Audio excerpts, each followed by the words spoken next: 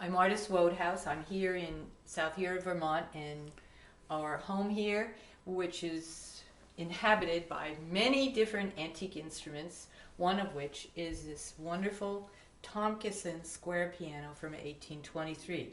Now, this instrument is an English square piano, and it's very well distributed throughout England, of course, but also throughout Europe, and this one made its way to America. And the serial number is, I wrote it down, 6329, and it's from 1823. Now, the design of this is the square design where the strings are left and right, and that design comes from actually the clavichord. It was a popular design throughout Europe until the 1820s, 30s, and then they started moving into uprights. This square piano design really stayed very strongly in the US all the way through the 19th century. But that said, this was an instrument that you would find in upper middle class homes and even in the homes of the aristocracy. And this kind of a piano was undoubtedly played by Schubert, but also by Beethoven, by Liszt, and by Chopin in their very early days, because in 1823 these two great romantic composers, Liszt and Chopin, were just 12 and 13 years old, so they would have had an acquaintance with this kind of an instrument. All right, so the thing about this instrument that makes it very difficult to maintain nowadays, apart from its age, is that it's all made of wood.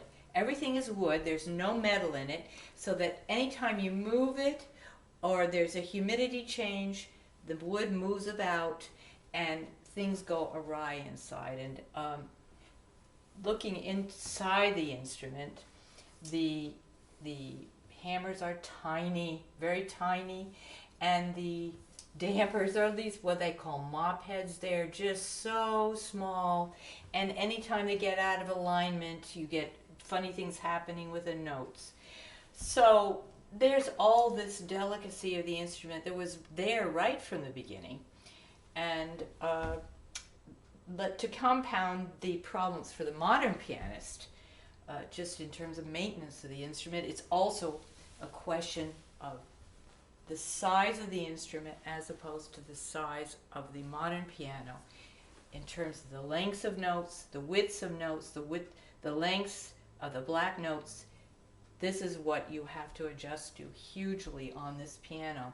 Now, the interesting thing, the distance in an octave from, like, say, to C is not that much smaller than the modern piano. I think this is the length on the distance between, say, C is on the Tomkison 6 3/8 inches, whereas the modern piano, which I'll come to, is just an eighth of an inch wider this way. But the significant place of difference is in the depth. This is only 5 inches, whereas the normal normal modern piano is 6.5, which is really different. And of course the black keys are different too as a result. So everything is smaller this way and this way. Now that wouldn't seem to be such a problem, but actually, especially in piano music, as opposed to organ music, there's a lot of leaping, a lot of lateral motion, and when we make a leap, we're not only feeling for that distance, but we also use as markers in between for feeling a place where the black notes are and the depth of the key and where we strike the key. So the sense of where the keys are and the geography of the keyboard is very different, even though these are only small measurements, but they make a huge difference in terms of how you feel when you play and finding places. Now, as I said, the modern piano is much longer in terms of its depth. It also has 88 notes, and it has these two little blocks usually that are out here on the left and the right, where it's a very good place to put your pencil or whatever. But on this instrument, on this square, it's only 68 notes, and boom, you abut directly into a wall. So there's a feeling, a totally different feeling for where things are, how far to go. You have to just totally reorient yourself. And of course, where middle C is on this piano is here, and there are many more notes coming up this way than there are here, so you have to adjust to that. It's so totally different from the geography of the modern piano. It's much smaller, much more confined. Now, but the most significant part in all this is key depth. These are very delicate. The key depth is tiny compared to the modern piano. So, controlling the throw of the hammer as you're playing it, you have to really judge that distance so finely. The modern piano is just much bigger. So the result is this. You can play with more power on you can use much more of your body with a modern piano. Here, you have to really gauge what your fingers are doing. You can't use your body hardly at all. And in fact, the treatises from the early 19th century stress a much more curved finger position and a much quieter body. Not moving the body much, which I find a real problem for myself because it increases inaccuracy. Because one of the things is that if you slightly misjudge your distance, you can hit an adjacent notes. We know about that.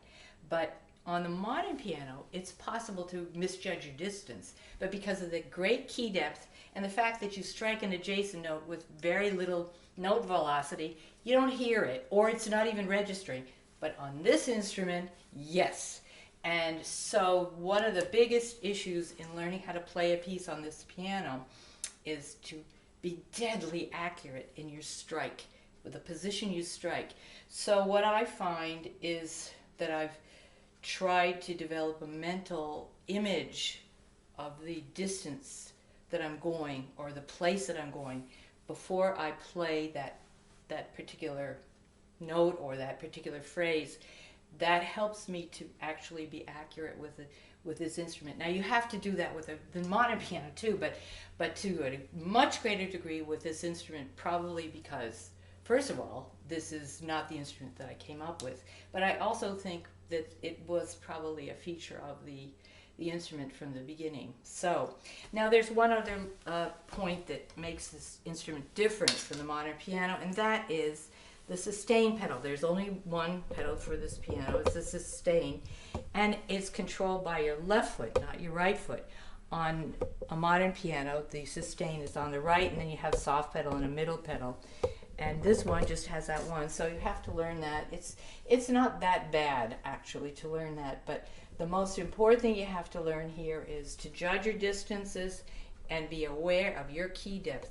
Now, coming back to the issue of an antique piano, we know about adjusting the action of a modern piano so that when you strike a note with a particular velocity of the finger, that you want to maintain the amount of velocity corresponding to the amount of sound that you produce, so that the sound is even to the piano, given that you play it at one strength. And when a piano goes out of adjustment, you know what will happen is that if you play something very softly, it doesn't speak. Well, this is a problem with these antique instruments. At least this Tomkison, and I know it needs work, adjusting it so that you can get the key to initiate the blow of the hammer needs a lot of adjustment right now. So you're playing one note and you can feel the control of the escape, but on others you can't. And sometimes, I know F sharp is a big problem on this piano. See, I've tried to actually gauge my playing to make that F sharp speak better, and you have to do it with your hand. You always have to remember what pitch it is. So that's an area that this instrument needs some work, but otherwise it's been functioning actually pretty well for quite a number of years, but only one it came here and stayed in one place with humidification. So that's the story on this instrument.